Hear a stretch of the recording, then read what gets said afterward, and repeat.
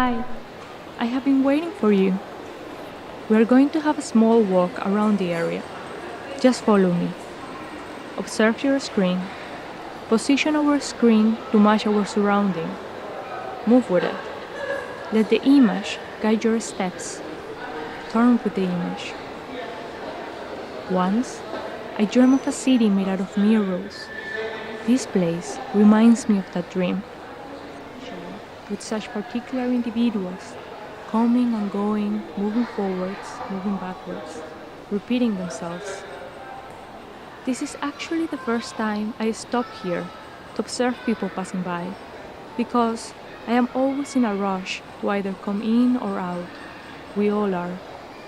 Still, even when you are the one spying at the world, sometimes you miss when the world is spying back.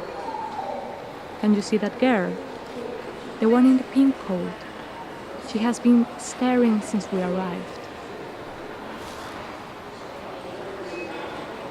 Come. Let's follow her. There is always a different crowd experiencing this place, like stage production, altering its appearance with different characters, creatures, and landscapes. How do you think it looked like some days, years, centuries, or even millenniums ago? What happened to the ones that we cannot see anymore? What can you remember or imagine while we continue our journey following her in between the trees and the fountains?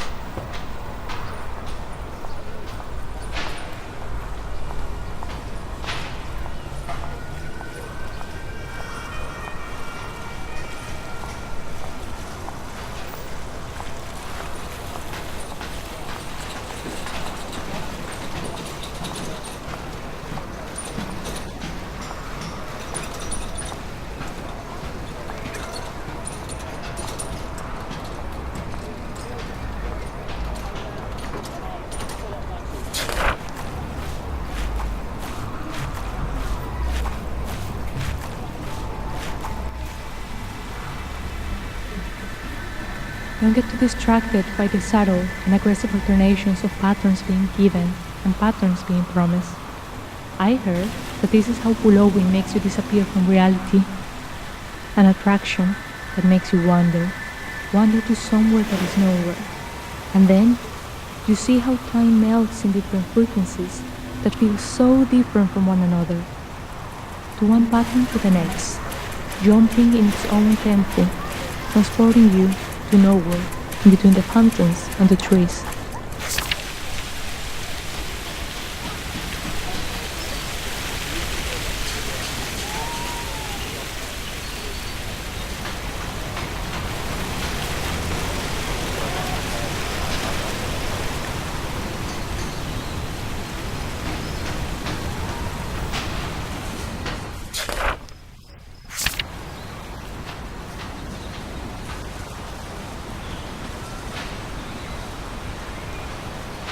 And in that village a donkey, distinct to the ones I have seen before, a creature considered to be under the complete control of others and yet extraordinary on its own.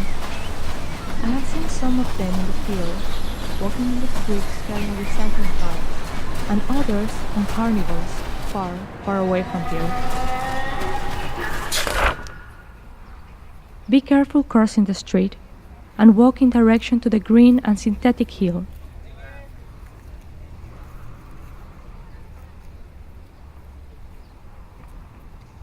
I come here often, as many others when it's not too cold and rainy, to lay down on the green floor and see the reflections of the mirror city. An enjoyable illusion, nowhere close to the fresh smell of grass, but still, an oasis of funny textures. I like being here when I find a quiet spot next to those strangers that eat, talk, smoke, listen to music, and get tanned, until the alarm goes on and it's time to return. There, once again, the girl of the pink coat, and the canal with its floating houses, bathtubs, and people. There used to be a village of 20 adobe houses, built on the bank of a river of clear water that ran along the bed of polished stones. which were wide and enormous like prehistoric eggs. The world was so recent that many things lacked names, and in order to indicate them, it was necessary to point.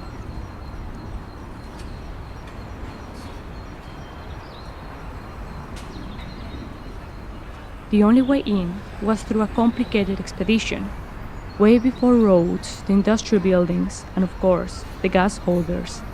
This village was merged inside a dense jungle of singing birds, and it was unknown to death until the first drowned arrived and marked with a black dot on the monthly maps of death.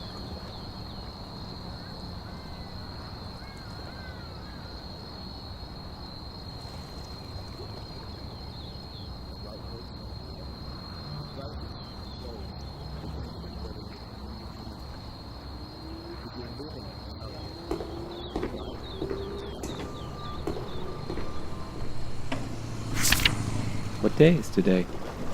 Tuesday. I was thinking the same thing, but suddenly I realized that it's still Monday, like yesterday. Look at the sky, look at the walls, look at the begonias. Today is Monday too. It's a disaster. Look at the air, listen to the buzzing of the rain. The same as yesterday and the day before. Today is Monday too. It always rains on Monday. That story is like a deja vu that keeps coming back. An illusion of something overly or unpleasantly familiar. This place is always changing, and memory prints in black and white. Grays are lost along the way. Memory is selective fiction of glorified ups and downs, of lost items in the canal that we are trying to get back. Apparently, some still search for what is beyond the surface, what got lost on the way. After all this time, they search to cure their nostalgia. Once they recover what they loved, I wonder if it's still as familiar as it used to be. If that love was simply an addiction of nostalgia. If perhaps it becomes a deja vu that they must re-experience for the first time. What day is today? Tuesday. I was thinking the same thing, but suddenly I realized that it's still Monday, like yesterday and the day before. It rained so much that the houses lost their color and the water looked like a rainbow. People got lost in the current of mixed objects and were found again at the end of the canal.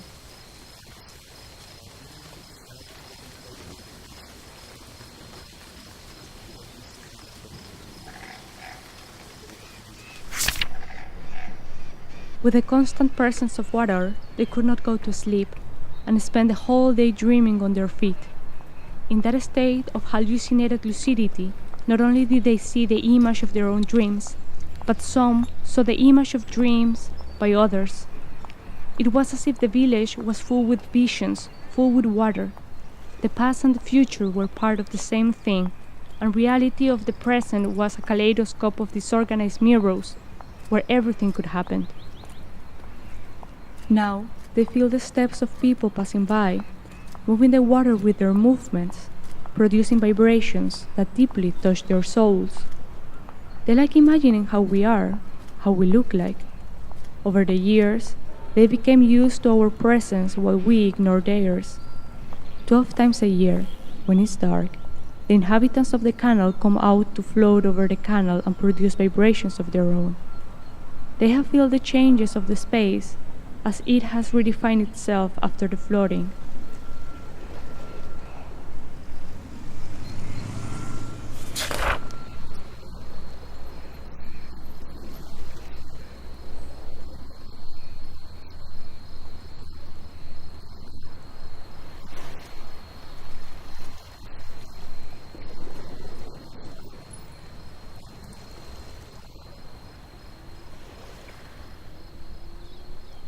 His lifetime was less than a fraction of a second in infinity, or maybe he did not even exist. Maybe human beings, the plants, everything in creation were a dream, an illusion. He smiled with humility when he remembered. All were gone at the same time, and at the same time they returned, even when things were no longer as they used to be. Everyone picked up from where they left, and death began once again. After many years of death, the yearning for the living is intense, the need for company so pressing, so terrifying the nearness of that other death which exists within death, that the inhabitants of the village made a solemn pact with solitude. Allowing yourself to get lost, to wander around from time to time, and sit on an empty bench, to imagine external objects not present to the senses, to shape what you think is reality, and what's possible, what to believe. It's wonderful to be lost before realizing that you're lost. That realization is like a spoiler alert, telling you to wake up, telling you to come back.